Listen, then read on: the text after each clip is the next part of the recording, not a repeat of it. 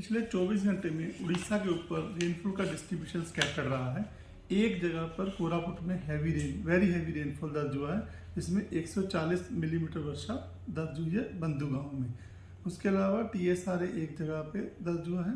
अगर सिस्टम की बात करें तो उड़ीसा के जो आसपास के सिस्टम है जो उड़ीसा के ऊपर जा रहे हैं, उसमें एक ट्रफ है जो कि well marked low pressure area over gulf of Cambay and neighbourhood से लेके west central bay of Bengal तक जा रही है, और वो होती हुई जा रही है south Gujarat, Vidarbha, south Chhattisgarh, south Orissa और नॉर्थ कोस्टल आंध्र प्रदेश के ऊपर से, और यह समुद्र सतह से 0.9 किलोमीटर ऊंचाई तक जा रही है, ऊंचाई पर बनी हुई है।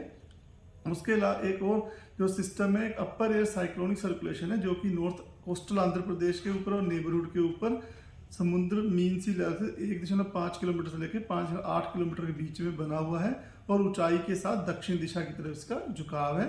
तीसरा जो सिस्टम है, एक अपर एयर साइक्लोनिक सर्कुलेशन जो कि बनने वाली है, ये इमर्ज होने वाली है नॉर्थ अंडमान सी के ऊपर 30 सितंबर के को, और इसके प्रभाव के अंतर्गत एक लो प्रेशर एरिया 1 अक्टूबर को नॉर्थ और adjoining central bay of Bengal में फॉर्म होने की संभावना है। तो इन सिस्टम प्रभाव के अंतर्गत जो फोरकास्ट है, उसमें आज 29 सितंबर को हम लोग एक्सपेक्ट कर रहे हैं कि रेनफॉल डिस्ट्रीब्यूशन स्कैटर्ड रह सकता है।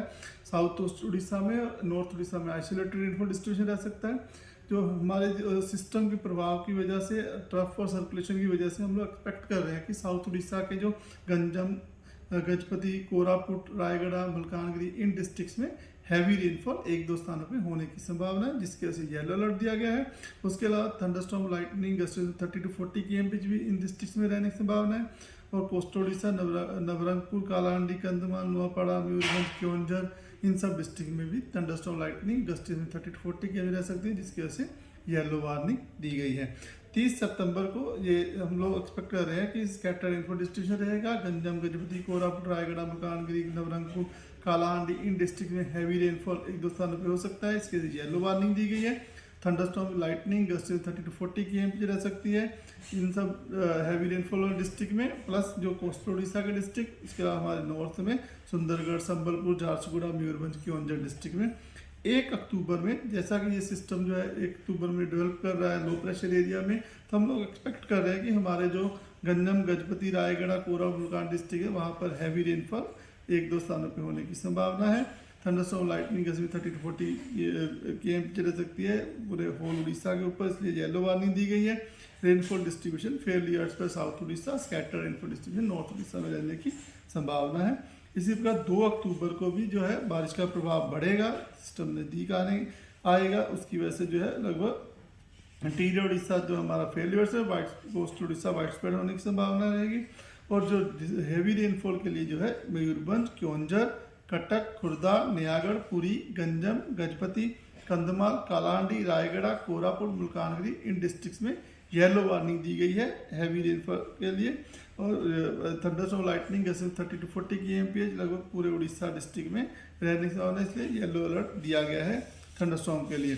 इसी का अगर बात करें 3 अक्टूबर में भी, तो 3 अक्टूबर में थोड़ा सिस्टम का प्रभाव कम हुआ। इंटीरियर उड़ीसा के जो डिस्ट्रिक्ट है वहाँ पे प्रभाव ज़्यादा रहने की संभावना है, और हमारे नॉर्थ कुछ डिस्ट्रिक्ट वहाँ पर भी प्रभाव बना रहने की संभावना है, जिसमें नवरंगपुर, कालाहांडी, नुआपाड़ा, बोलांगीर, बरगढ़, झारसुगुड़ा, संबलपुर, सुंदरगढ़, देवगढ़, क्योंझर, मयूरभंज, सोनपुर, ये सब डिस्ट्रिक्ट शामिल है। थंडरस्टॉर्म, लाइटनिंग, जो है जो सरफेस विंड 30 to 40 kmph रहने की संभावना है, इसके येलो अलर्ट लगभग पूरे उड़ीसा में दिया गया है। उसका 4 और 5 तारीख को जो है वार्निंग नील है, लेकिन rainfall distribution Fairlie wide spread रह सकता है।